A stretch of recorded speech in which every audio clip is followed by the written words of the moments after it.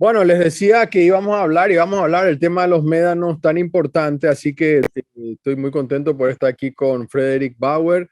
Tiene nombre de un actor o ¿cómo se llama? De un personaje que a mí me gustaba mucho de una película. ¿Cómo te va, Freddy? ¿Cómo estás? Muy buenos días. Muy buenos días, muy contento de estar acá con ustedes y poder compartir este tema que nos interesa mucho a nosotros. Bueno, Freddy es biólogo, es director científico de WCS Paraguay, que es una organización además que es miembro de la coalición por los bosques, que es el tema que estamos hablando. Para entrar en tema un poco rápido y explicarle a la gente, hay un intento de cambiar una ley de los parques del MEDA, ¿no? Para hacer introspección de hidrocarburos, buscar gas, básicamente, o petróleo. ¿Es así, Freddy? Así es, la ley que creó los Médanos del Chaco, la ley por la cual se creó el Parque Nacional de los Médanos del Chaco, en su artículo cuarto, especifica exploración y explotación de hidrocarburos. ¿Por qué se puso eso explícitamente en la ley? Porque cuando se declaró eso como área protegida, ya se definió, ya se identificó que eso era una de las amenazas para ese parque nacional. Y otro artículo de la creación de este parque, que es el artículo sexto, dice que se prohíbe la ocupación de terreno en este parque nacional.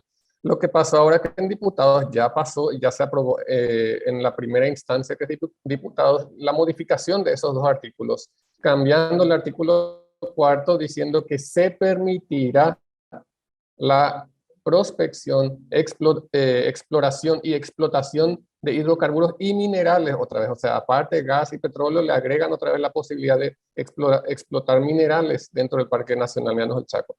Y el otro artículo sexto, si bien así leyendo a grandes rasgos parece que dice se prohíbe la ocupación, pero pone el agregado a menos que se cuente con el permiso de la autoridad de aplicación, que es el MADES en este caso, pero ahí ya se abre la que pueda hacer ocupaciones de terreno dentro del parque, pues. El MADES en estas autoridades que tiene ahora, están en contra de esta modificación, pero no sabemos pues si futuras autoridades van a estar con la misma tesitura, entonces mejor que la ley se quede como está y que quede prohibida la ocupación.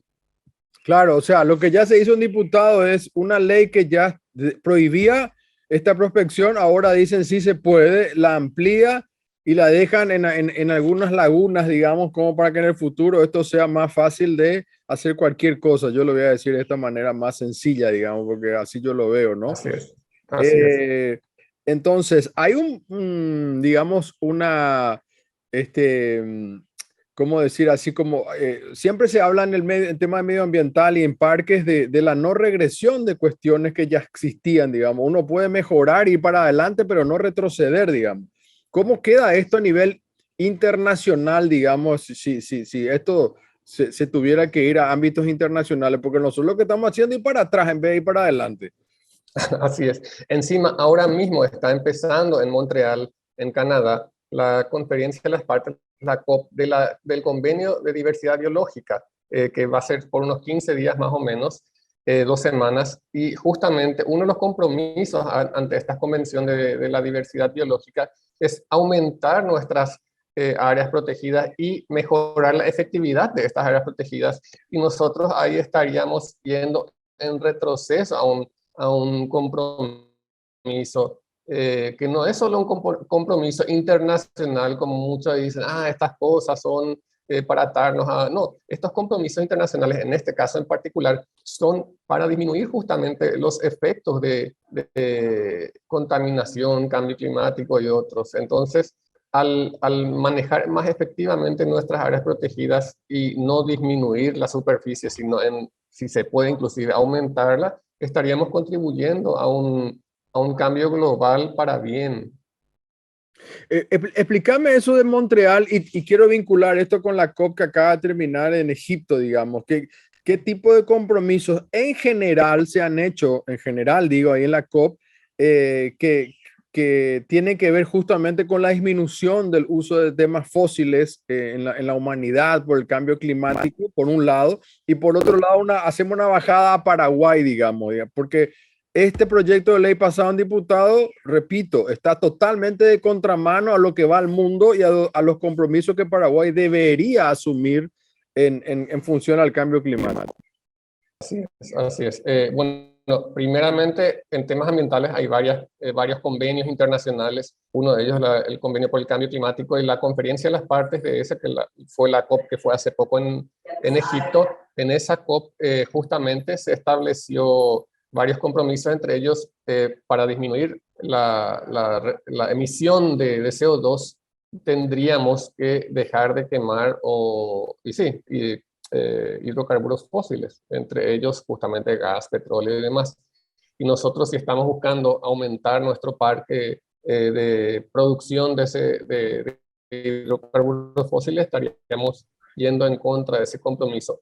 Otra convención es la Convención de la Biodiversidad, que te mencioné que ahora mismo se está haciendo la COP de la Convención de Biodiversidad, o el Convenio de Diversidad Biológica en Montreal, Canadá, y ante ella tenemos otros compromisos como aumentar la superficie de áreas protegidas, mejorar la efectividad de las áreas protegidas, mejorar el acceso de los recursos genéticos a las comunidades indígenas y locales.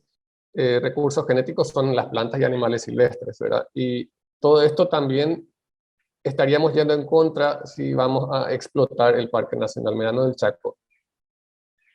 Sin Correcto. decir que si explotamos, si cambiamos esta ley y explotando el Chaco, estamos abriendo la puerta a que esto mismo se pueda hacer con otras áreas protegidas. Claro, estamos dejando digamos, un precedente bastante nefasto, digamos, ¿no? Así mismo. Si es que esto continúa.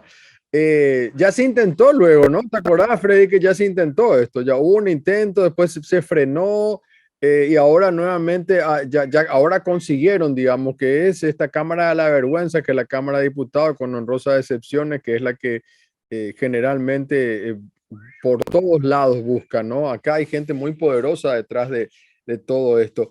Vamos a hablar de los médanos, por favor. Ya estamos entendiendo, espero que la audiencia entienda que existía una ley que prohibía y ahora los diputados la han cambiado para que sí se pueda. Contame qué son los médanos, porque el otro día hiciste una explicación donde yo participé, incluso vos hablaste de una diferencia entre lo que son las dunas que están cerca del mar y estos médanos del Chaco, digamos, que son como dunas también gigantes, por decir así. Contanos qué son los médanos. Sí, sí. Bueno, los médanos, si vamos directamente al diccionario, los médanos son dunas de arena, ¿verdad? Pero los médanos del Chaco, cuando vamos a el lugar, te vas y no ves esas dunas de arena como en el desierto del Sahara o como en la playa, sino son aparentemente, si vas por ahí, es como que vas por una serranía y no te das cuenta que esa serranía en realidad es de arena. Pero, ¿por qué no te das cuenta? Porque hay una vegetación herbácea encima, hay inclusive árboles ahí. El palo borracho o samuú, ahí es bastante enano, son arbolitos de 3, 4 metros, pero ya con la panza enorme. Significa que ellos tienen raíces súper profundas porque están en terreno arenoso, ¿verdad? Pero la parte externa es repetiza y chiquitita porque no tienen tanto acceso al agua en esa cosa, menos de agua que tienen en el resto del Chaco, ¿verdad? Y es fascinante estar en los médanos del Chaco porque, como te digo, árboles que en otras partes son árboles grandes, ahí son como árboles de 2, 3 metros, después hay árboles que son específicos de ahí, como el palo papel. Realmente es apasionante ese lugar, son dunas de arena con vegetación encima. ¿Y qué pasa? Si esa vegetación nosotros la retiráramos, estarían muy expuestas a la erosión eólica, es decir, la erosión por acción del viento. Incluso creo que mencionaste que, por ejemplo, los guanacos son los únicos, estos animales que se ven en otras partes, digamos, hacia Bolivia, Perú, digamos, se encuentran en la zona de los médanos. Sí, de hecho, el guanaco, si bien a nivel global es un animal relativamente común de la zona andina, sí, y en la precordillera llega al Paraguay, y con eso es la población más oriental de guanacos del mundo, porque está a lo largo de la cordillera de los Andes y llega al oriente hasta nuestro Chaco. Inclusive han habido científicos que han tratado de tomar muestras y hacerle un ADN para ver si realmente los guanacos chaqueños no serían como una subespecie, una población aislada y diferente genéticamente de los otros guanacos de los Andes, entonces hay discusiones al respecto, ya hay algunos científicos que dicen que sí, que es como una población propia, diferente, independiente de los andinos. Entonces, en ese caso sería mucho más importante conservar esta pequeña población, porque muchos dicen, ah, no, el guanaco es una especie común a nivel global. Sí, pero si se confirma que esta población es genéticamente diferente de las otras, realmente es una población aislada y en peligro crítico. También es importante resaltar la cuestión del acuífero, porque explicabas también que ahí hay un acuífero dulce, hay agua dulce, porque en el Chaco siempre se habla del agua salada, ¿no? Y sin embargo acá tenemos agua dulce.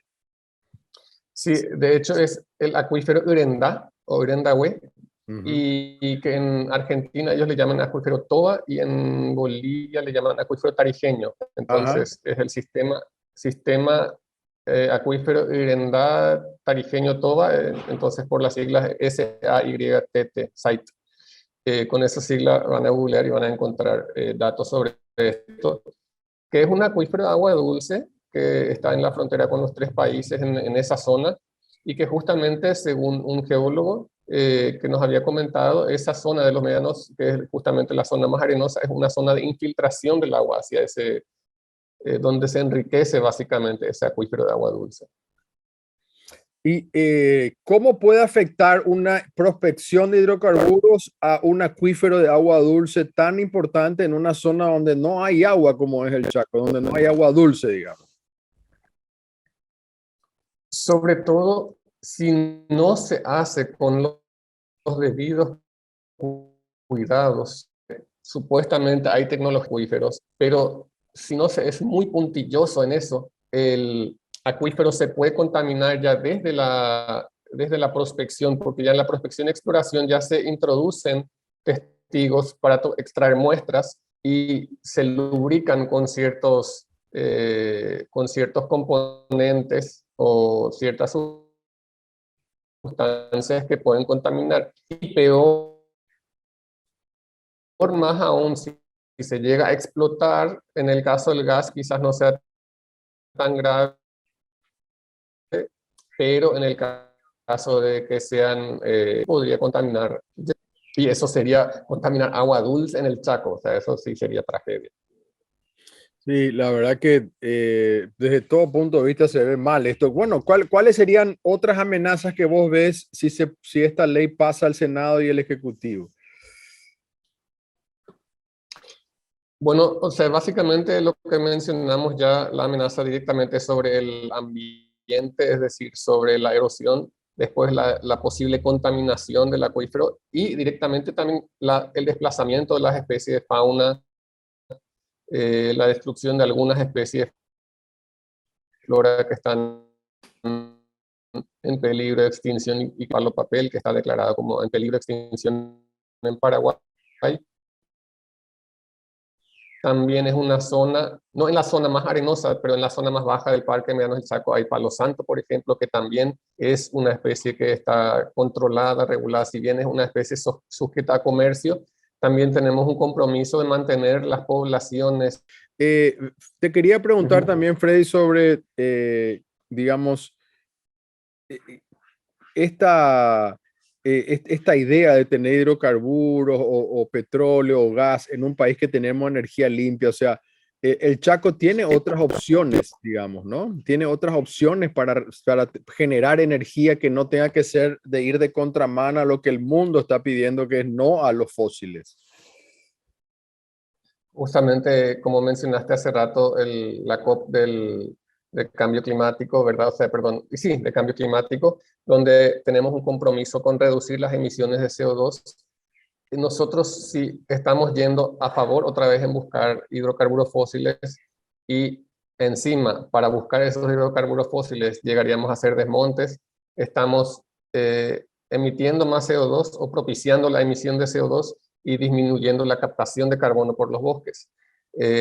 Siendo que justamente, como mencionas, el Chaco, que es una de las amenazas que yo dije al Parque Médano, es la erosión por el viento, es por los vientos justamente en el Chaco. Entonces sería quizás algo bueno probar el tema de energía eólica en el Chaco, ¿verdad? Que nunca escuché que alguien haya intentado hacer eso, ¿verdad? Aunque se usa mucho, no como energía eólica, pero sí se usa en el Chaco mucho en los molinos de viento para bombear agua. Es decir, existe como una fuente de energía de bombeo, pero no se usa como fuente de energía para producción de electricidad. Y sería algo interesante probar eso en vez de ir de contramano a la energía limpia.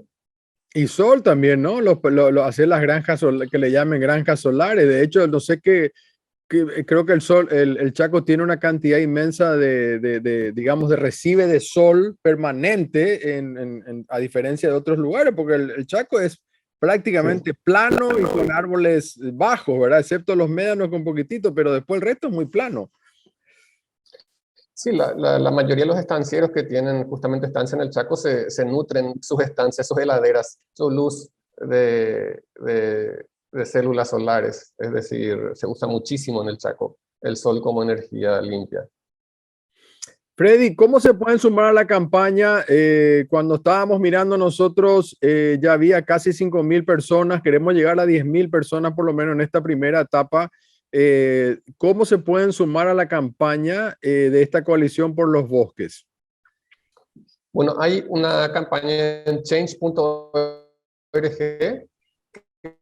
que está en muchas plataformas, ya las estamos distribuyendo en la Coalición por los Bosques, en diferentes organizaciones que se sumaron. Simplemente con el hashtag los médanos no se tocan, van a encontrar que hay este lugar o este sitio para hacer la firma correspondiente y apoyar esta causa. Y hay un QR también que vamos a poner nosotros en pantalla, donde la gente desde ahí, los que están viendo la tele, este programa, o si están viendo en su computadora, pueden poner el teléfono y ahí se direccionan directamente a este lugar. Te mando un fuerte abrazo, Freddy. Gracias por tu tiempo. Muchas gracias a ustedes. Hacemos una pausa y ya volvemos.